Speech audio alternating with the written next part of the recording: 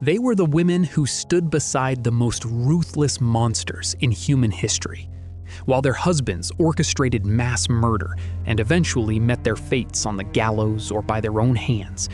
A haunting question remained in the smoking ashes of World War II. What happened to the wives of the Third Reich? From a fanatical mother who poisoned her own 6 children in Hitler's bunker, to the glamorous First Lady stripped of her immense luxury and left in absolute poverty, and those who shockingly managed to escape justice entirely, we uncover the dark, forgotten fates of the women of the Nazi regime. We begin with Magda Goebbels, the wife of propaganda minister Joseph Goebbels. Hailed by Nazi propaganda as the ultimate Aryan mother, she was beautiful, elegant, and fanatically devoted to Adolf Hitler. To the German public, her family represented the perfect National Socialist ideal, with her 6 blonde children routinely used as pawns in regime propaganda films. But as the Soviet Red Army crushed Berlin in April 1945, the perfect illusion shattered. Retreating into the deep darkness of Hitler's underground bunker, Magda made a terrifying, cold-blooded decision. She refused to let her children live in a world without National Socialism, choosing murder and death over a future where the Reich no longer existed. On May 1st, Magda methodically put her 6 young children to sleep with morphine before crushing cyanide capsules between their teeth. Moments later, she and her husband walked up to the bunker garden, where they committed suicide. It remains one of the most chilling, fanatical acts of devotion in the dark history of World War II. Next is Eva Braun, the woman who spent over a decade hidden in the shadows of Adolf Hitler. To the German public, Hitler was portrayed as a solitary leader, married only to the nation. Meanwhile, Eva lived a sheltered, luxurious life at the Berghof, largely ignoring the horrors her companion unleashed upon the world. As the collapse of the Third Reich became inevitable in April 1945, Eva made a fateful choice. Refusing multiple orders to evacuate to safety, she traveled to the devastated city of Berlin. She descended into the Führer bunker, determined to fulfill her ultimate desire, to die alongside the dictator. In the final hours of the regime, Eva finally got her wish, marrying Hitler in a surreal, brief ceremony. Less than 40 hours later, they committed suicide together.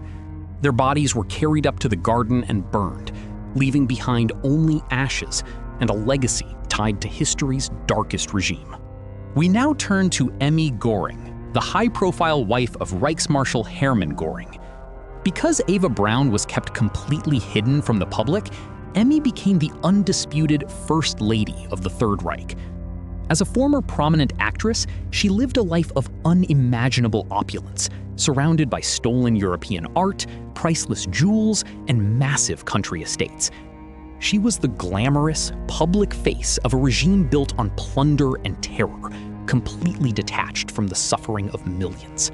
But the grand illusion shattered spectacularly when Germany fell in 1945. Emmy was arrested by American forces and spent over a year in a detention camp, stripped of her elite status.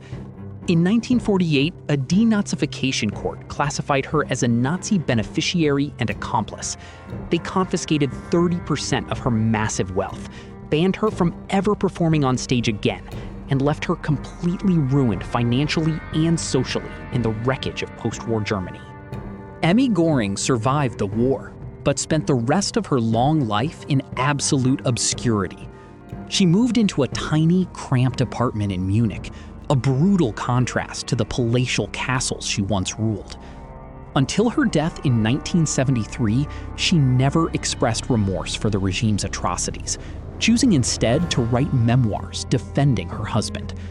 She died a bitter relic of a fallen empire, remembered only for the blood-soaked luxury she once enjoyed. Next, we examine Lena Heydrich, the wife of the notorious Butcher of Prague, Reinhard Heydrich.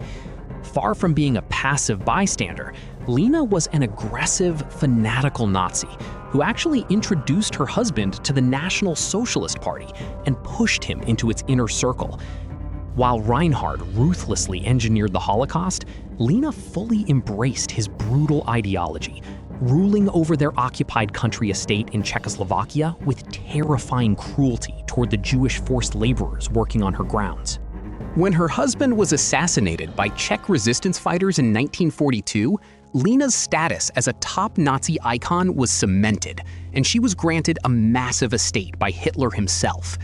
As the war collapsed around her, she fled the advancing Allied forces, managing to completely evade any real criminal punishment during the post-war trials. She showed absolutely zero remorse for the millions murdered under her husband's regime, maintaining her hardcore anti-Semitic and Nazi beliefs until her final breath. Finally, we look at Gerda Bormann, the wife of Hitler's immensely powerful private secretary, Martin Bormann. Gerda was the absolute embodiment of the fanatical Nazi maternal ideal, giving birth to 10 children for the Reich. Her dedication to the party's twisted racial theories was so extreme that she actively encouraged her husband to take a mistress, openly advocating for legalized polygamy across Germany so that Aryan women could produce more children to replace fallen soldiers. As Berlin burned and the Third Reich collapsed in May 1945, Gerda fled south toward the mountains of South Tyrol with her surviving children.